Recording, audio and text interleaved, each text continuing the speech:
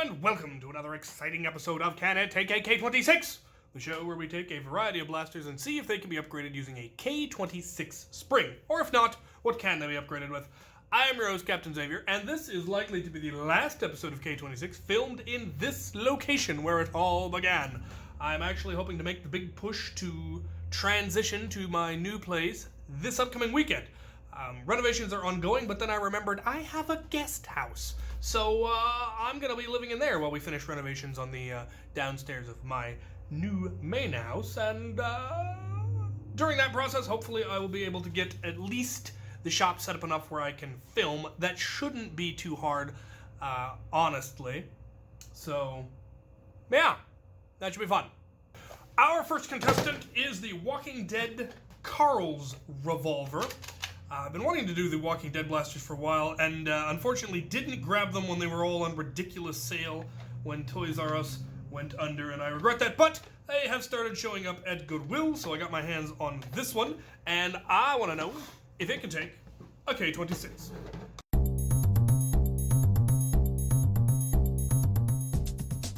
It looks like this is a cap that's been glued on, and we need to get under this panel.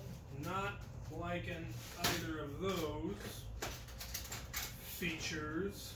And the front barrel is also a cap that's glued on. They did not want you to get into this blaster.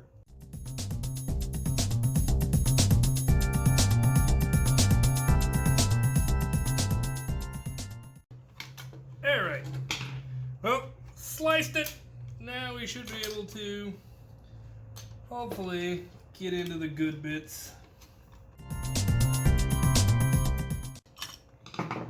Alright.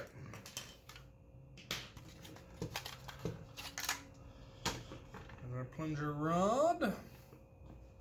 There's our main spring. Let's see if we've got a piece the right size. I don't think, ooh, definitely not.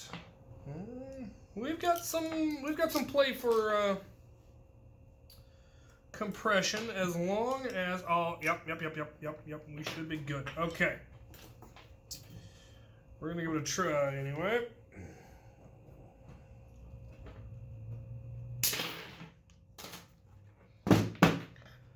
That is a hefty chunk of K26 to put in a revolver. I'm not gonna lie.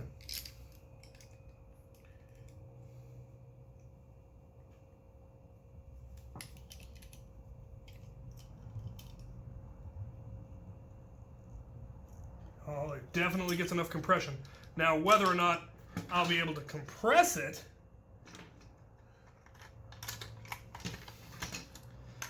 is a different matter.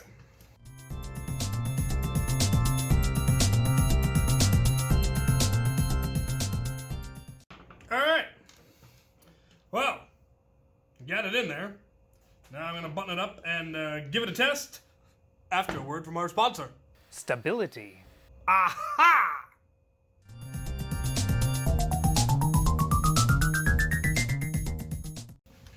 All right. Time to test. Good. Gosh, it caught. I need a dart.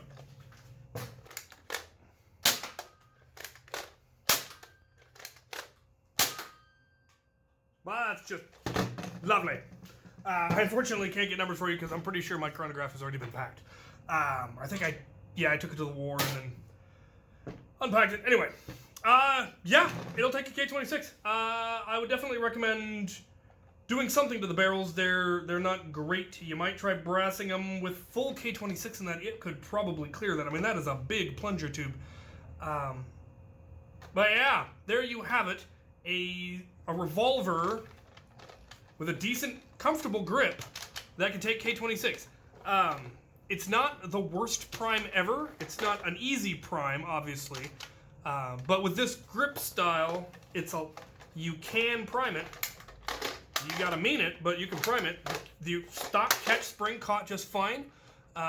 Really, it's a barrel upgrade would be great. I would love it if somebody actually designed, say, an 8-round at least an 8-round cylinder for that because of how much gap there is between that. You could easily do that.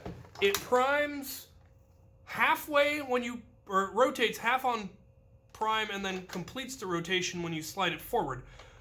So it does rotate on prime, which I like, as opposed to rotating on trigger pull or rotating after. It's just a more reliable rotation system, I think. The problem with things like the strong arm when trying to improve the cylinder is that it rotates after, and that requires everything to be smooth and working perfectly. Things that prime or rotate on prime tend to be a little bit more, no, I said rotate now, and it will. So, yeah, I like it.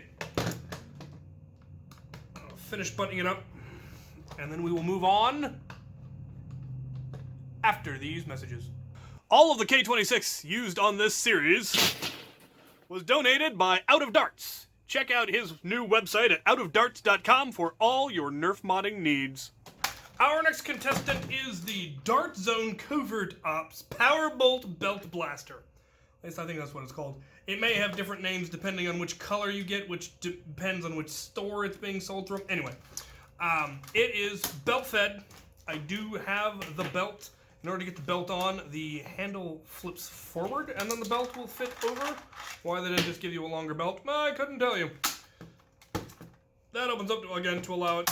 And it is slam fire only, and it rotates on pump return. So you can see the belt rotation mech. Now we've had excellent results with the Dart Zone line in general. They also tend to have fairly robust internals. Since it's slam fire only, we don't have to worry about whether or not it'll catch. We just have to worry about whether or not it will release. And we need to worry about whether or not the prime system is robust enough to compress K26 enough to get it to release. So let's get this thing open and find out.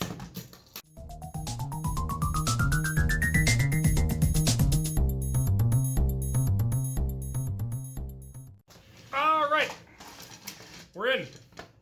Things get a lot of screws. All right then, so.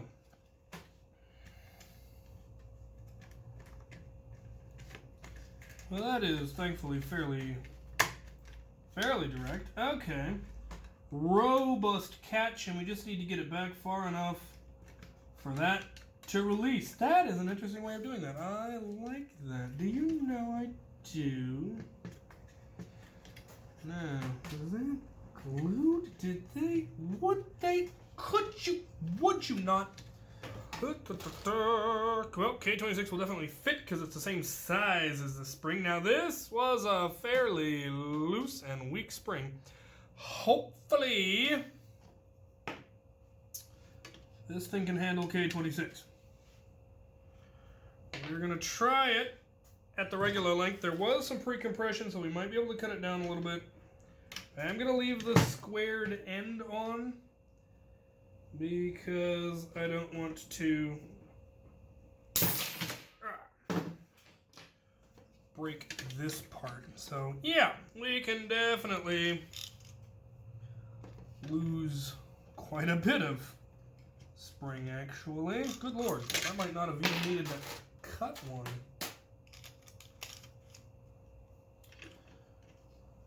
I didn't. Tragic. Okay, so I'm going to go with this short section just to test. And if it turns out that it works, then we might try a larger one. The issue that we're trying to, of course, get around is the issue of compression. Now, despite the fact that we don't have to worry about the blaster catching, because it does not have a catch, doesn't mean we don't have to worry about it slipping. And we do still have, well, yeah, we do still have to worry about compression because we need to get it compressed far enough for this tab to release. So, and we do need the pump mechanism to have enough moxie for us to actually be able to pump it. So, okay. We got the K26 in. Now we're gonna button it up. But first, a word from our sponsor. Internet. I'm almost out of words. I'm gonna have to get more words out of him.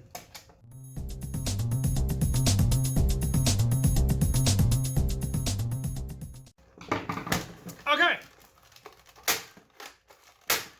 Well, that answers that.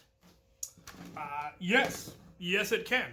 I don't know if it could take more. I'm not gonna try because I don't think it's necessary. If you want to try putting more in, I have pretty much the minimum amount necessary to avoid spring rattle, because that's generally where I like to go. It'll be an upgrade. Is it absolutely the most you could possibly get out of it? Maybe not, but it's less likely to break it. And while I do plan to do an episode, probably the first episode for the MakerSpace, where I do actually go out of my way to try to break some of the really chintzy blasters that I've been sent, this one I actually kind of like. I don't want to do it to it. Alright, find some darts, give this thing a test. Ooh, that came out. Oh, it's a bit beefy. You gotta mean it when you prime it. If you try to go slow, it kind of stacks on you. And the accuracy is probably gonna go to heck. Let's give it another try.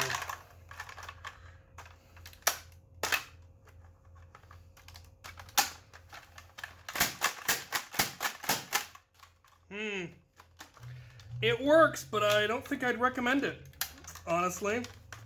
The added force you need to be able to prime it makes it become even more inaccurate, and the long barrel seems to be, with enough force on it, is actually catching the darts on the way out and is causing them to go a bit wonky. So K26 might be a little too heavy for this. It can take it, but I would consider it inadvisable. I may downgrade it at some point, or switch to a slightly lighter spring. K25, maybe K25 might be a little too big around, but yeah, there you have it.